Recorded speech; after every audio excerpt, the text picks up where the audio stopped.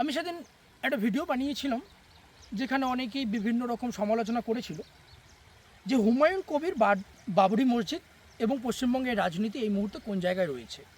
আর যারা বর্তমানে হুমায়ুন কবিরকে সমর্থন করছে তারা কি প্রকৃতপক্ষেই সেই ধর্মনিরপেক্ষতায় বিশ্বাসী, যে ধর্মনিরপেক্ষ শব্দটা সমাজের ক্ষেত্রে ব্যবহারযোগ্য হয়। আর অনেকেই মুসলিম ভাই বা সংখ্যালঘু ভাই আমার কাছে সেই কমেন্ট বক্সে এসে বিভিন্ন রকম তথ্য প্রমাণ দিয়েছে। আমি আজকে একটা কথা বলতে চাই যে যদি বর্তমান তৃণমূল কংগ্রেস মানে শাসক দলের প্রতি তোমাদের ক্ষোভ থেকে থাকতো এবং প্রকৃতপক্ষে তোমরা যদি সেই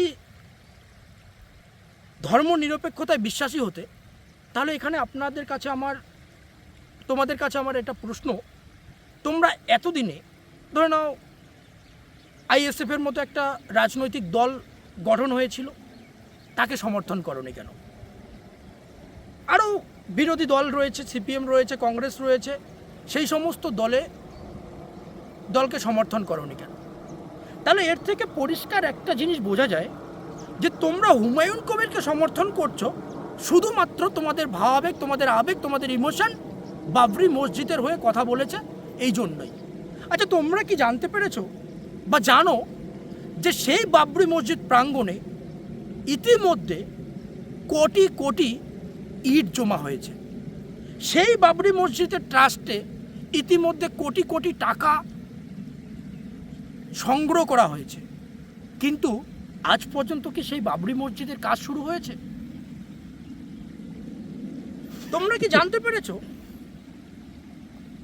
যে এই হুমায়ুন কবির এক একটা সময় এক একটা কথা বলছে যে আমাকে যদি এতগুলো সিট দাও তাহলে বাবরি মসজিদ হবে। তার মানেটা কি?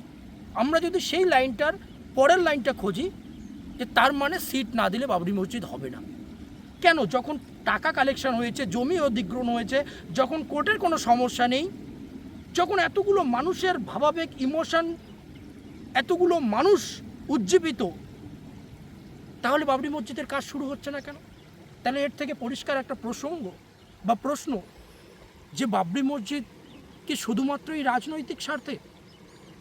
তাহলে এখান থেকেই এতদিন থেকে যখন সংখ্যালঘুরা বিভিন্ন বিপদে পড়তো, সংখ্যালঘুদের উপর যখন কোনো অন্যায়, অবিচার, অত্যাচার হতো, তখন তোমরা কিসের দোহাই দিতে?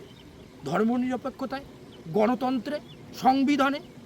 তাহলে যে সমস্ত সংখ্যাগুরুরা যারা প্রকৃতপক্ষে গণতন্ত্রের মানে বোঝে, যারা প্রকৃতপক্ষে সংবিধানকে প্রাধান্য দেয়, যারা প্রকৃতপক্ষে ধর্মনিরপেক্ষতায় বিশ্বাসী, তারা আপনাদের পাশে দাঁড়িয়েছে। কিন্তু তোমরা তো নিজেই তোমাদের মুখোশটাকে খুলে দিয়ে একটা বাবরি মসজিদের নামে যদি একটা রাজনৈতিক দলকে সমর্থন করতে পারো, তাহলে পরবর্তী সময় তোমরা নিজেদেরকে ধর্মনিরপেক্ষ কী করে প্রমাণ করবে?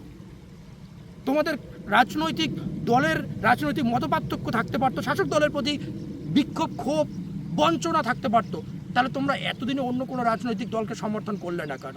তোমরা শেষ মুহূর্তে যখনই তোমাদের বাবরি মসজিদের প্রসঙ্গ আসলো, সেই হুমায়ুন কবিরকে নিয়ে মাথায় তুলে রাখছো।